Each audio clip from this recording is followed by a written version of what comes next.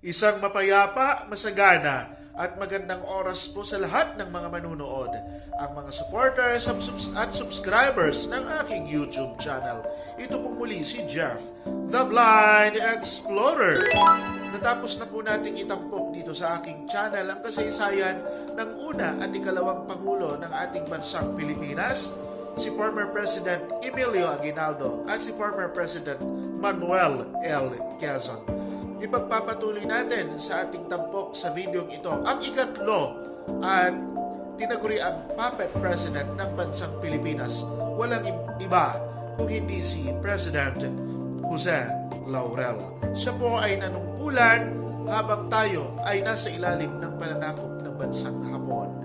Ito na po ang kanyang kasaysayan dito lamang sa channel ni Jeff, the Blind Explorer.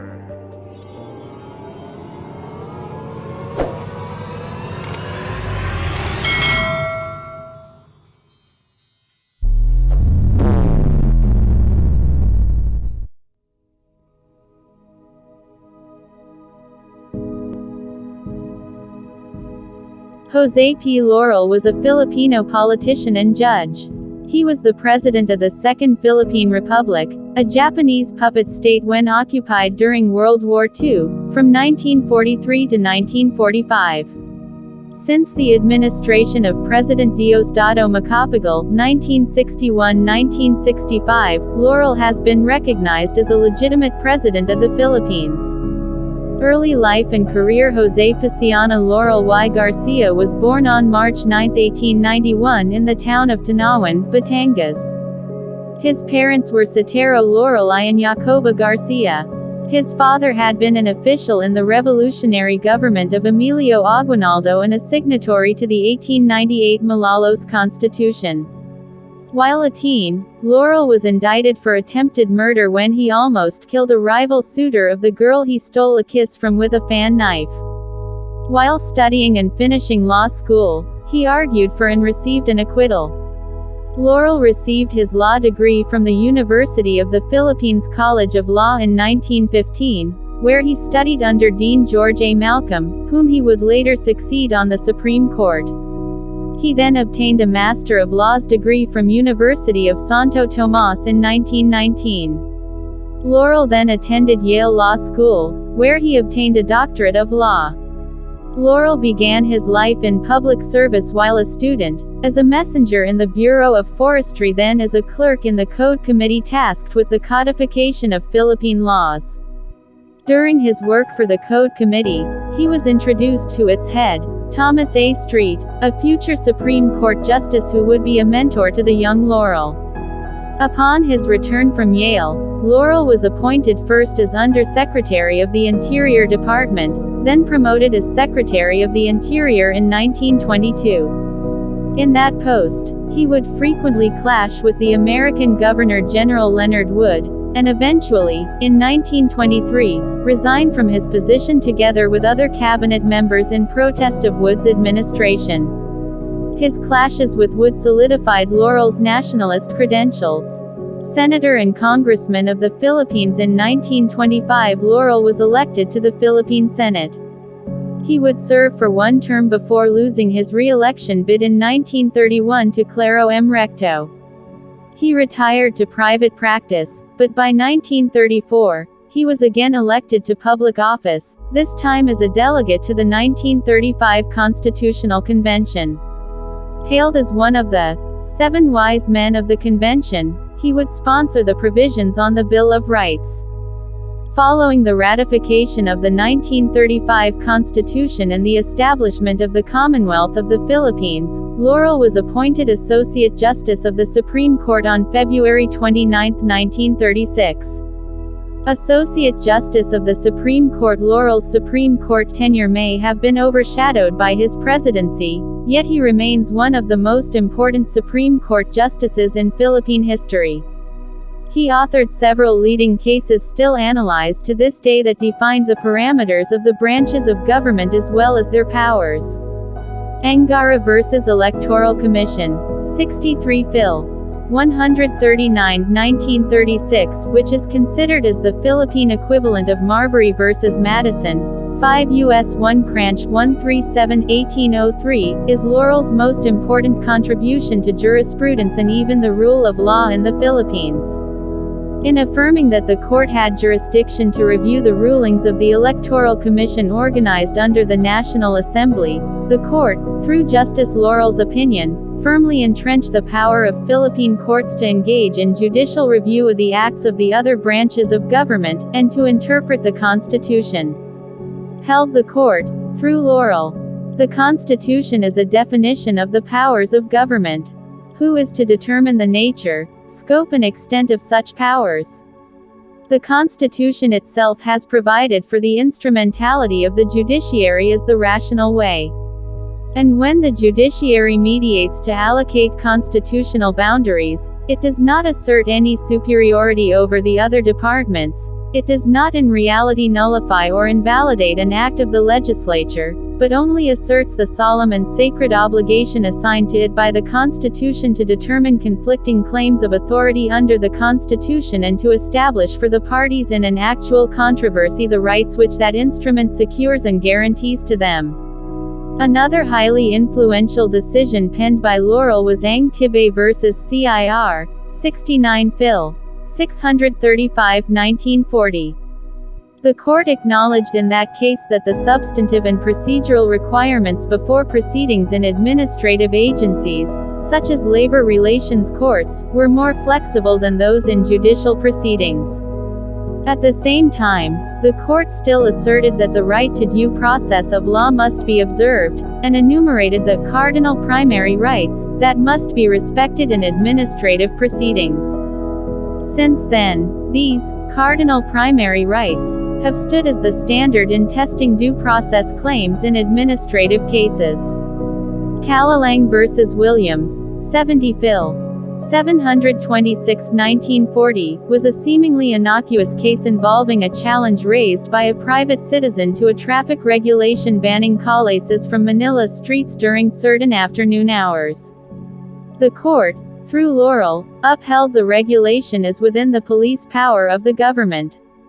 But in rejecting the claim that the regulation was violative of social justice, Laurel would respond with what would become his most famous aphorism, which is to this day widely quoted by judges and memorized by Filipino law students.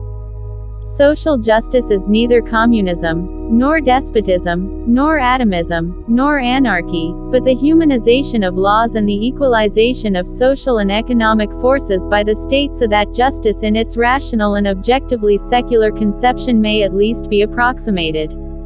Social justice means the promotion of the welfare of all the people, the adoption by the government of measures calculated to ensure economic stability of all the competent elements of society, through the maintenance of a proper economic and social equilibrium in the interrelations of the members of the community, constitutionally, through the adoption of measures legally justifiable, or extra-constitutionally, through the exercise of powers underlying the existence of all governments on the time-honored principle of salus populi est suprema lex. Social justice, therefore, must be founded on the recognition of the necessity of interdependence among divers and diverse units of a society and of the protection that should be equally and evenly extended to all groups as a combined force in our social and economic life, consistent with the fundamental and paramount objective of the state of promoting the health, comfort, and quiet of all persons, and of bringing about the greatest good to the greatest number. The presidency of Laurel understandably remains one of the most controversial in Philippine history. After the war, he would be denounced by the pro-American sector as a war collaborator or even a traitor, although his indictment for treason was superseded by President Roxas' amnesty proclamation. However, despite being one of the most infamous figures in Philippine history, he is also regarded as a Pan-Asianist who supported independence. When asked if he was pro-American or pro-Japanese, his answer would be pro-Filipino. Accession, one of the many propaganda slogans made during the Laurel administration. Tagalog for one banner, one nation, one language. When Japan invaded, President Manuel L. Quezon first fled to Bataan and then to the United States to establish a government in exile. Quezon ordered Laurel, Vargas and other cabinet members to stay. Laurel's pre-war, close relationship with Japanese officials, a son had been sent to study at the Imperial Japanese Army Academy in Tokyo, and Laurel had received an honorary doctorate from Tokyo University, placed him in a good position to interact with the Japanese occupation forces. Laurel was among the Commonwealth officials instructed by the Japanese Imperial Army to form a provisional government when they invaded and occupied the country. He cooperated with the Japanese, in contrast to Chief Justice Abad Santos, who was shot for refusing to cooperate. Because he was well known to the Japanese as a critic of U.S. rule, as well as having demonstrated a willingness to serve under the Japanese military administration, he held a series of high posts in 1942–1943. Under vigorous Japanese influence, the National Assembly selected Laurel to serve as president in 1943.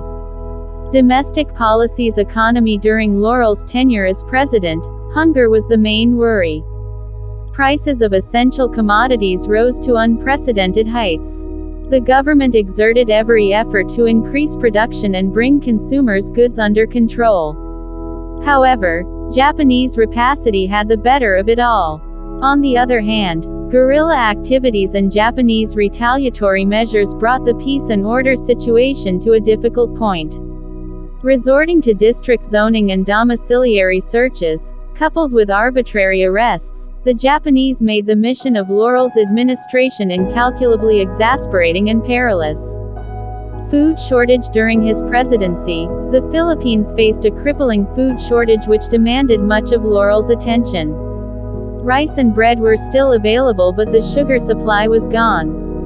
Laurel also resisted in Japanese demands that the Philippines issue a formal declaration of war against the United States. He later was forced to declare war on the USA and Great Britain as long as Filipinos would not have to fight.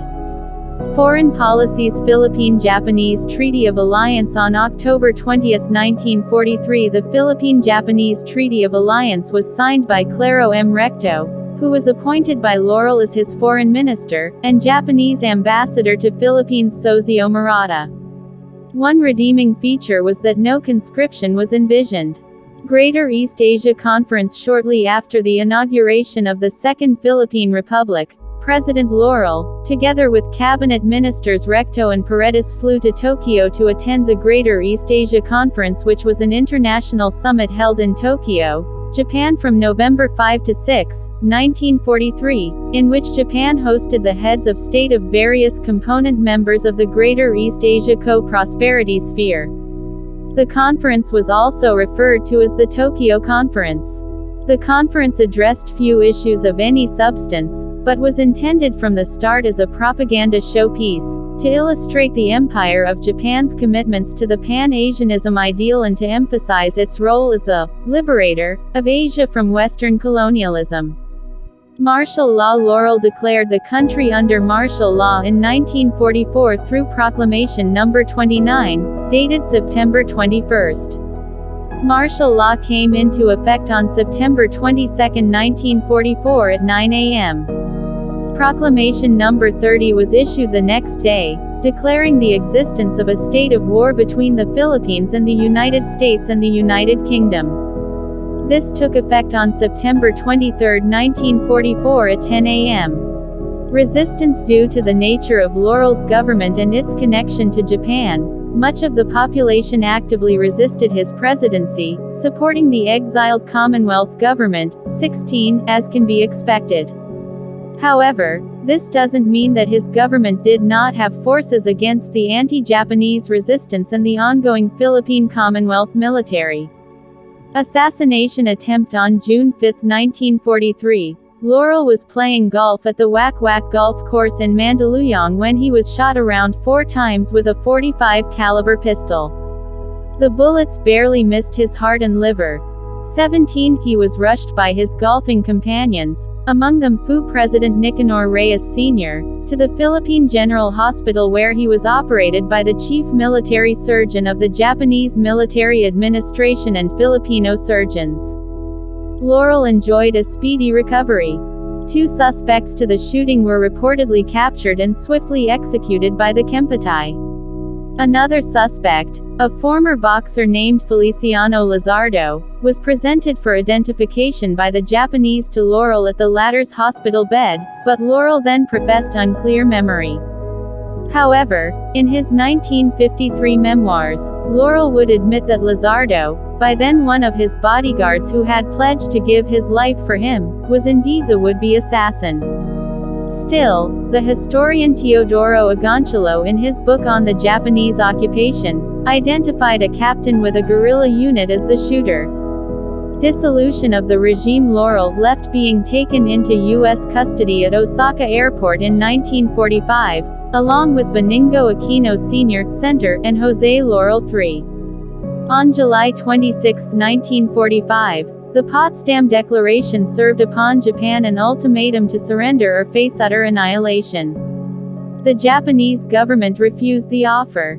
On August 6, 1945, Hiroshima, with some 300,000 inhabitants, was almost totally destroyed by an atomic bomb dropped from an American plane. 2 days later, the Soviet Union declared war against Japan. The next day, August 9, 1945, a second atomic bomb was dropped on Nagasaki. The Allied forces' message now had a telling effect. Japan unconditionally surrendered to the Allied powers on August 15, 1945. Since April 1945, President Laurel, together with his family and cabinet member Camilo Osias, Speaker Benigno Aquino Sr., General Tomas Kapinpin, and Ambassador Jorge V. Vargas, had been in Japan. Evacuated from Baguio shortly after the city fell, they traveled to Apari and thence, on board Japanese planes, had been taken to Japan. Laurel was put in Sugamo prison, then was later transferred to Nara for house arrest. On August 17, 1945, from Nara Hotel in Nara, Japan, President Laurel issued an executive proclamation which declared the dissolution of his regime. 11. President Jose Paciana G. Laurel Sr. is the only Philippine president who served the 3 branches of government. He became a senator, congressman, associate justice and a president of the Second Republic. Post-Presidency. On September 2, 1945, the Japanese forces formally surrendered to the United States. General Douglas MacArthur ordered Laurel arrested for collaborating with the Japanese. In 1946 he was charged with 132 counts of treason, but he was never brought to trial due to the general amnesty granted by President Manuel Roxas in 1948. Laurel ran for president against Elpidio Quirino in 1949 but lost in what future Secretary of Foreign Affairs Carlos P. Romulo and Marvin M. Gray considered as the dirtiest election in Philippine electoral history. Returned to the Senate at Malacañang Palace, 1955. Clockwise, from top left, Senator Edmundo C., former President Jose P. Laurel Sr., Senator Primicias, Senate President Eulogio A. Rodriguez Sr., President Ramon F. Magsaysay, and House Speaker Jose B. Laurel Jr. Laurel garnered the biggest votes and was elected to the Senate in 1951, under the Nacionalista Party. He was urged to run for president in 1953, but declined, working instead for the successful election of Ramon Magsaysay. Magsaysay appointed Laurel head of a mission tasked with negotiating trade and other issues with United States officials, the result being known as the Laurel-Langley Agreement. Retirement and death. Laurel considered his election to the Senate as a vindication of his reputation. He declined to run for re-election in 1957. He retired from public life, concentrating on the development of the Lyceum of the Philippines established by his family. 6. During his retirement, Laurel stayed in a 1957 3-story, 7-bedroom mansion in Mandaluyong City, dubbed Villa Pacencia, after Laurel's wife. The home was one of 3 residences constructed by the Laurel family, the other 2 being in Tanawan, Batangas and in Paco, Manila, called Villa Peñafrancia. In 2008, the Laurel family sold Villa Pacencia, to ex-Senate President Manny Villar and his wife Cynthia. On November 6, 1959, Laurel died at the Our Lady of Lourdes Hospital, in Manila, from a massive heart attack and a stroke. He is buried in Tanawan, Batangas. Source: List of Presidents of the Philippines, Wikipedia. HTML